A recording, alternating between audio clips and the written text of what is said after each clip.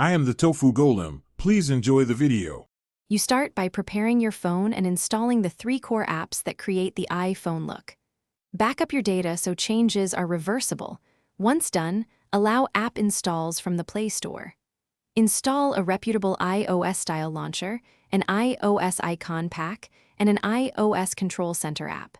You want stable choices. Make sure permissions for overlay and accessibility are enabled so the launcher can change home screens, and the Control Center can be summoned with gestures. You now shape the visible interface to match iPhone behavior.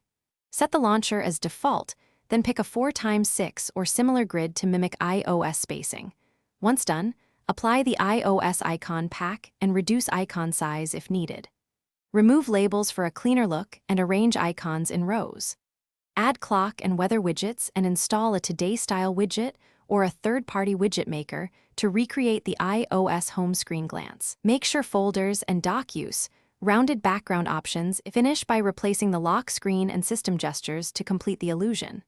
Install an iOS lock screen app, set a blurred or dynamic iPhone-style wallpaper, and configure lock screen widgets and notifications. Enable Control Center swipe and any gesture navigation the launcher provides. Once everything is in place, test animations and tactile feedback. If an app crashes or the home screen resets, clear the launcher cache, restore backed-up settings, or temporarily revert to your previous launcher to isolate the problem. Thanks for watching. Consider subscribing if we helped you today.